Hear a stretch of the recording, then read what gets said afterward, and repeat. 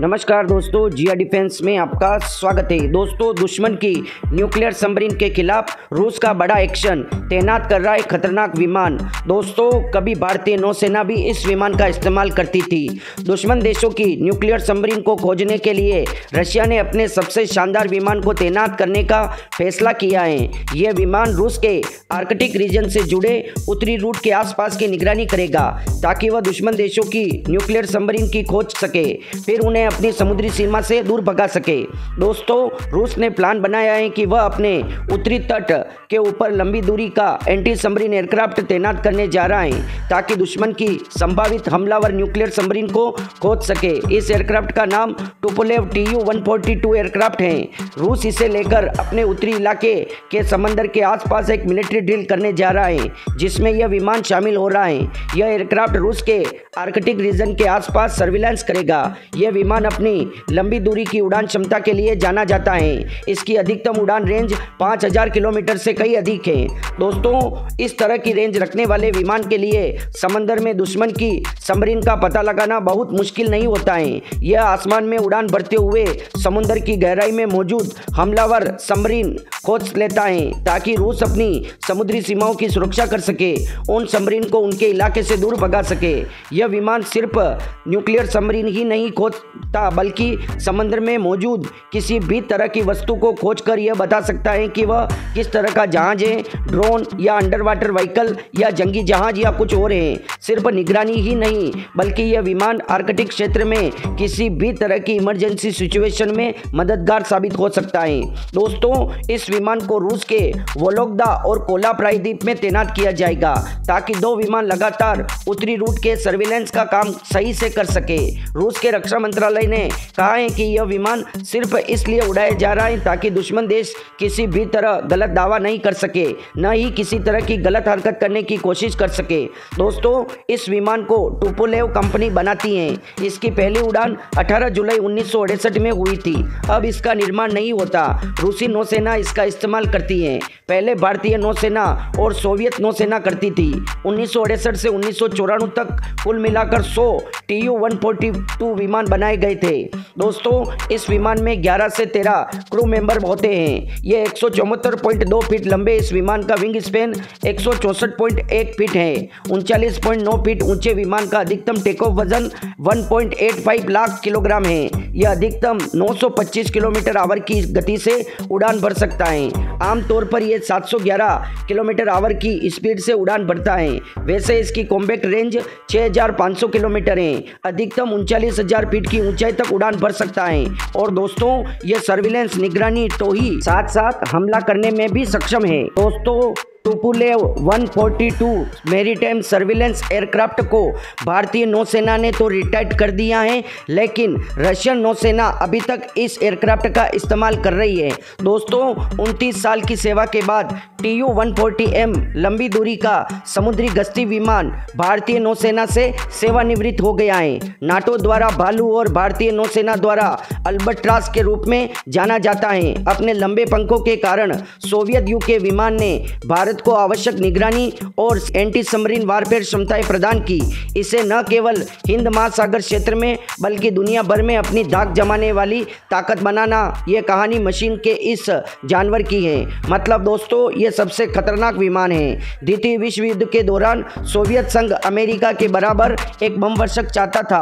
पूर्व ने एक ऐसा विमान विकसित करना शुरू किया जिसकी मारक क्षमता इतनी लंबी हो कि ऐसी किसी भी स्थिति में वह अमेरिका तक पहुंच सके और उस पर परमाणु बम गिरा सके। इस उद्देश्य के लिए नाटो द्वारा भालू के नाम से जाना जाने वाला Tu-95 के अस्तित्व में आने से पहले सोवियत संघ ने ऐसे कई विमानों को डिजाइन और परीक्षण किया था। दोस्तों, Tu-95 एक रणनीतिक बम वर्षक और मिसाइल प्लेटफॉर्म विमान है। इसने 1956 में सोवियत संघ के साथ सेवा में प्रवेश किया और 2040 तक रूस के साथ सेवा में बने रहने की उम्मीद है। दोस्तों, भालू के कई प्रकार थे जिनमें परमाणु रिएक्टर द्वारा संचालित टेक्नोलॉजी या हवाई तैनाती के लिए लड़ाकू जेट ले जाने के उद्देश्य से एक और सामान शामिल था। दोस्तों 28 फरवरी 1963 को सोवियत संघ ने एरोस्पेस कंपनी टुपोलेव रूसी को खोज और लक्ष्यीकरण सिस्टम और एंटी सबमरीन वारफेयर क्षमता वाला एक विमान विकसित करने का आदेश जारी किया। यह Tu-95 RTS समुद्री टोई और लक्ष्यीकरण के लिए Tu-95 का एक प्रकार पर आधारित था। जो उत्पादित किया गया वह Tu-142 था, जिसे बियर के नाम से भी जाना जाता है और जिसको भारतीय नौसेना ने मैरीटाइम सर्विलेंस एयरक्राफ्ट के रूप में उपयोग किया और अभी रशिया इसका उपयोग कर रहा है। दोस्तों इस विमान को दिसंबर 1972 में सोवियत नौसेना में शामिल किया गया था। इस विमान का निर्माण अमेरिकी नौसेना द्वारा 1950 के दशक में UGM-27 पोलारिस एक सबमरीन से लॉन्च की जाने वाली बैलिस्टिक मिसाइल जिसकी मारक क्षमता 1800 किलोमीटर से अधिक थी के विकास के बाद आई। दोस्तों Tu-142 सबमरीन का पीछा करने के लिए अच्छी तरह से सुसज्जित हैं और 1970 के दशक में अमेरिकी सबमरीन का पता लगा चुके हैं और उन्होंने क्यूबा से भी काम किया है। अमेरिका उन पर कड़ी नज़र रखता है और उनको अंगोला से भी प्रतिनिधित्व छवि मतलब देखता है। दोस्तों 1992 में सोवियत संघ के विघटन के बाद Tu-142 का बेड़ा रूस और यूक्रेन को सौंप दिया गया।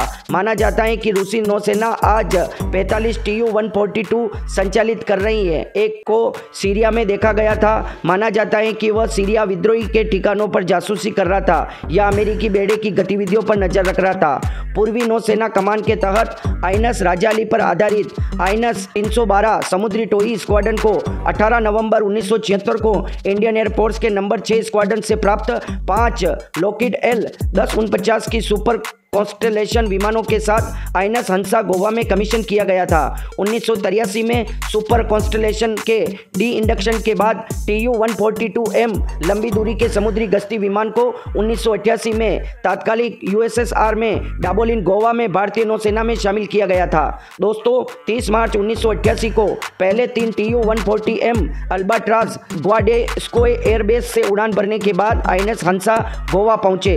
अक्टूबर 1988 के अंत तक Tu-142M का एक बेड़ा वितरित किया गया। बाद में विमान ने भारत के पूर्व की ओर देखा और नीति को ध्यान में रखते हुए 1992 में स्थायी रूप से आइनस राजाली में अपना आधार स्थानांतरित कर लिया और भारतीय नौसेना का सबसे दुर्जय LRMR-SW लंबी दूरी की समुद्री टोई और एंटी सबमरीन वारफेयर विमान बन गया। यह लगभग 3 दशकों तक ऐसे अभियानों के लिए नौसेना का मुख्य आधार बना रहा। आइनस 312 को Tu-142M को संचालित करने का अनूठा गौरव प्राप्त है, जो दुनिया का सबसे भारी, सबसे तेज और सबसे ऊंची उड़ान वाला टर्बोप्रोप विमान है। दोस्तों मई 1987 में 40 पायलटों, पर्यवेक्षकों, 16 तकनीकी अधिकारी और 128 नाविकों को Tu-140M के संचालन के ट्रेनिंग के लिए रीगा में प्रतिनियुक्त किया गया था। दोस्तों इस विमान ने भारतीय नौसेना के साथ 30,000 घंटे से अधिक की दुर्घटना मुक्त उड़ान के साथ विशिष्ट सेवा प्रदान की। भारतीय नौसेना की विकसित होती टेक्नोलॉजी और बदलती आवश्यकताओं के साथ इसे अद्यतन बनाए रखने के लिए इसमें कई संशोधन किए गए। इस विमान ने प्रमुख भारतीय नौसैनिक अभ्यासों और अभियानों में भाग लिया। मालदीव में ऑपरेशन कैक्टस के दौरान इसमें कार्रवाई देखी गई। इसने हवाई निगरानी प्रदान करने के लिए श्रीलंका से दूर ऑपरेशनल मिशनों में भाग लिया। इसने 1998 में ऑपरेशन विजय, 2002 में ऑपरेशन पराक्रम और 2011 के बाद एंटी पायरेसी ऑपरेशन में भी अपनी सेवाएं प्रदान की। अपने अंतिम वर्ष में होने के बावजूद इस वर्ष मार्च में हाल ही में आयोजित नौसेना अभ्यास ट्रोपेक्स के दौरान विमान के असाधारण प्रदर्शन किया। Tu-140M अपने शक्तिशाली इंजनों, कॉन्ट्रा रोटेटिंग प्रोपेलर, पतले धड़ और घुमावदार पंखों के साथ भारतीय नौसेना के लिए आसमान में आंख था। यह हिंद महासागर क्षेत्र में वास्तविक समय पर इनपुट प्रदान करता था। इसकी गति और छिपने की क्षमता के कारण लड़ाकू विमानों को इसे रोकना मुश्किल हो गया। इसमें ऐसे सेंसर लगे थे जो कम शोर वाली परमाणु ऊर्जा से चलने वाली पनडुब्बियों का पता लगा सकते। यह टॉर्पीडो फ्री फॉल बम और डेप्थ चार्जर ले जा सकता है। 2008 में अल्बाट्रोस ने इजराइल से ELTA राडार फिट करने से इसकी दृष्टि तेज हो गई। लंबी दूरी के समुद्री गश्ती विमान Tu-140M ने आराकोनम में नौसैनिक हवाई स्टेशन आइनस राजाली पर उड़ान भरी। मतलब उस समय दोस्तों इसने लास्ट उड़ान भरी। Tu-140M की भूमिका अब नए शामिल किए गए लंबी दूरी के समुद्री गश्ती विमान बोइंग P-8I विमान द्वारा निभाई जाएगी। P-8I विमान ने अपनी सभी सिस्टम को सिद्ध कर दिया है और इसे भारतीय नौसेना के के ऑपरेशनल ग्रिड में पूरी तरह से इंटीग्रेट कर दिया गया है। पिछले रक्षा मंत्री मनोहर पर्रिकर ने 13 नवंबर 2015 को P-8I को शामिल किया था। यह लॉकहीड L1049G सुपर कॉन्स्टलेशन और Tu-142M के बाद आइनस 312 स्क्वाड्रन द्वारा संचालित होने वाला तीसरे प्रकार का विमान होगा। P-8I विमान P-8I पोसाइडन विमान का एक प्रकार है जिसे बोइंग ने अमेरिकी नौसेना के पुराने P-3 बेड़े के रिप्लेसमेंट के रूप में विकसित किया गया। P-8I विमान लंबी दूरी की एंटी सबमरीन वारफेयर और निगरानी टोई के लिए सुसज्जित है। यह अपनी उच्च गति और लगभग 10 घंटे की उच्च सहन शक्ति के साथ विमान को भारत के तत्काल और विस्तारित हितों क्षेत्रों पर नजर बनाए रखने में सक्षम बनाया गया। दोस्तों, उस समय भारत की इकोनॉमी इतनी दमदार नहीं थी, पर उस समय भारत के पास रशिया जैसा दमदार मित्र था जो भारत को बहुत ही कम पैसों में इस प्रकार के हथियार प्रोवाइड कराता था, जिस वजह से भारतीय नौसेना, भारतीय वायुसेना और भारतीय आर्मी हमेशा ताकतवर और मजबूत बनी रही। तो दोस्तों, आपको Tu-142 के इतिहास के बारे में जानकारी प्राप्त करके कैसा लगा? और दोस्तों, इसके जो पुराने वर्जन या इसके पहले के वर्जन को Tu-95 बॉम्बर कहते हैं। मतलब दोस्तों, उसको एक बॉम्बर एयरक्राफ्ट के रूप में काम में लिया जाता है। और दोस्तों, Tu-142 को भी बॉम्बर एयरक्राफ्ट के रूप में काम में लिया जा सकता था, लेकिन दोस्तों इसको एंटी सबमरीन वारफेयर के लिए बनाया गया। इसलिए दोस्तों, भारतीय नौसेना ने भी इसको एंटी सबमरीन वारफेयर, सर्विलेंस, टोही, निगरानी, रिकॉग्निशन, इन सभी कार्यों में इसका उपयोग किया गया। और दोस्तों, अब इसको म्यूजियम में रखा गया है और अभी इसकी लगभग 70 रुपये टिकट है इसको देखने का। तो दोस्तों, पूरा वीडियो आपको कैसा लगा? वीडियो अच्छा लगा हो तो वीडियो को लाइक, कमेंट, शेयर और सब्सक्राइब करना ना भूलें और कमेंट बॉक्स में जय हिंद लिखकर हमारा मनोबल बढ़ाएं। जय हिंद दोस्तों।